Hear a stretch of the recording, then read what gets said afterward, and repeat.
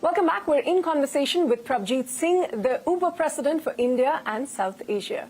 Reliability, that the driver won't cancel, they'll show up on time, security, of course, and affordability. These are some of the key concerns that customers have that may be using your application.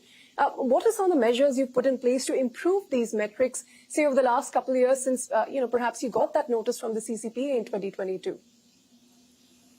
I think, Ritu, we have been focused on these three pillars from the day we have started operations, which is, can our rides be affordable, which would then encourage users to opt in and make it a habit? B, can the ride always be safe, both in the terms of when you request, when the vehicle shows up, after the trip is over, the way we manage all the data, the way the experience plays out. And if you do have an issue, unfortunately, you're able to reach out to us in the right way and get an empathetic support. Okay. And then third is about the reliability, which is that when you need a vehicle of the kind you need, are you able to get that within a reasonable time frame? I think those three pillars remain the same, with independent of what era of the business we are in. But having said that, there are multiple factors which impact that. For example, when the pandemic hit, and coming out of the pandemic, we could see that there was a significant shift in the marketplace construct. There were tons of consumers who were traveling either lesser or had changed their riding habits differently. Same way on the earner side, when there's many earners who had actually changed their preferences, wanting to take certain kind of trips versus not do certain kind of trips. Some of them had actually gone out of the category and they came back to the category.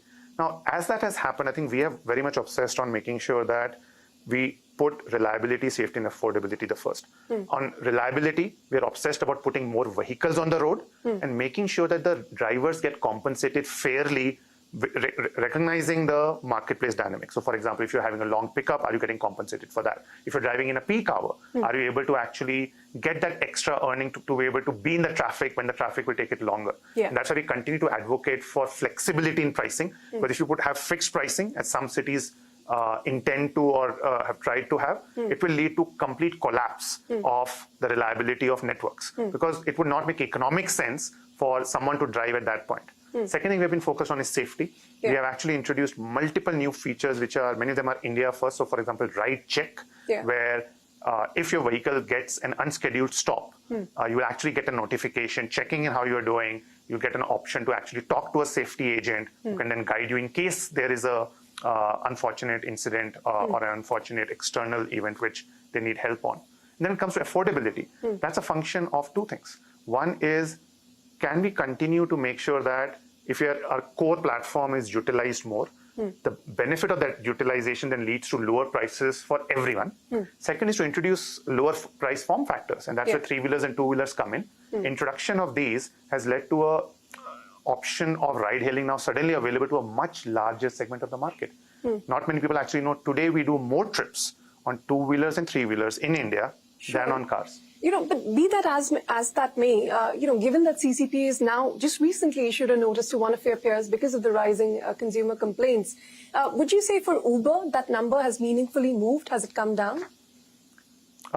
We track consumer feedback, the number of trips which do not go as well as we would like, what we measure as 5-star trips. We measure defects on the trips. We measure support tickets. We measure tickets to external bodies like the grievance helpline.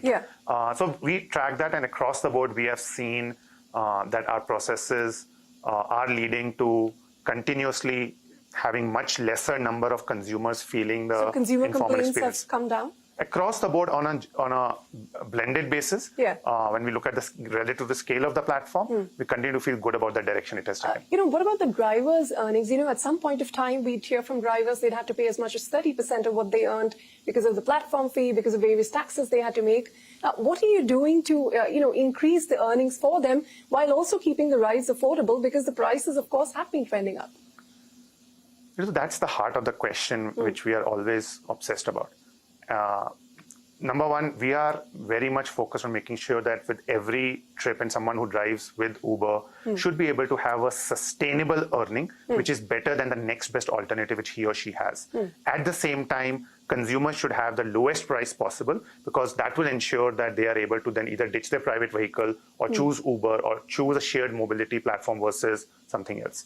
So to make that equation work, we are making sure that we are providing the best technology, for example, when it comes to matching. For example, when it comes to partnership with payments companies which provide discounts to consumers, providing extra layer of safety net to drivers beyond earnings. Sure. And the proof of the pudding, cutting through all of that, is that we are adding more drivers each month than before. And the only reason that will happen is if they're able to see the value proposition work for them. And same for consumers. And we have to stick to that. I don't take that for granted, right? Drivers have choice. As you said, there are multiple platforms. Many of them are actually using multiple apps. Yeah.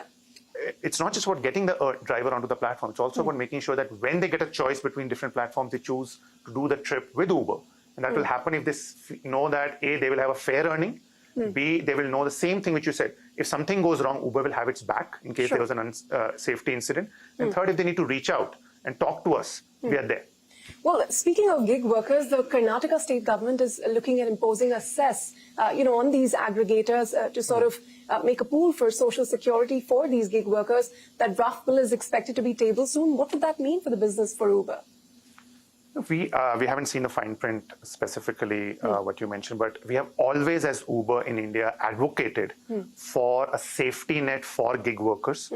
We've always believed that the gig workers should have the choice to have the flexibility what gig platforms offer, when they drive, where they drive, who they drive with, how many hours they do that, which days of the year they go back to the village. At the same time, it's important to have a safety net.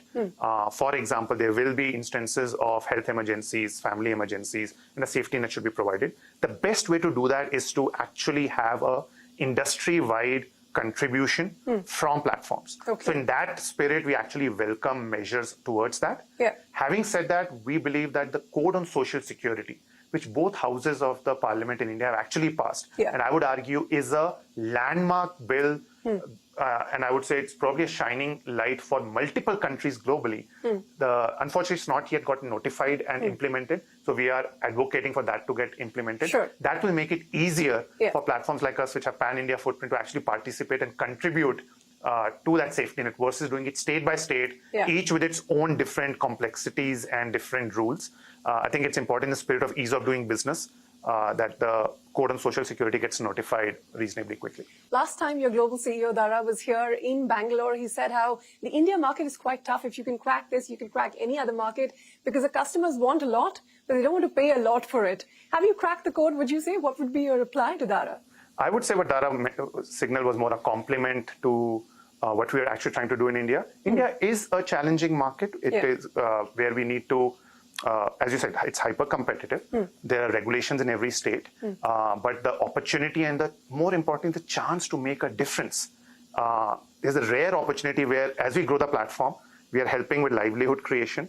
We are helping consumers get access to mobility options. Last year, we published a report which spoke about the impact on women riders because they're able to access economic opportunities.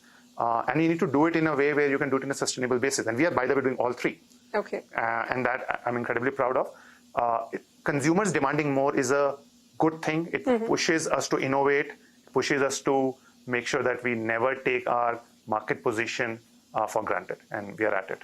Well, Prabjeet, it's been a pleasure speaking with you. Thank you very much for your time here today. Thank you for having me. All right, on that note, it's a wrap on this special conversation. Thanks very much for tuning in. It's a goodbye from all of us.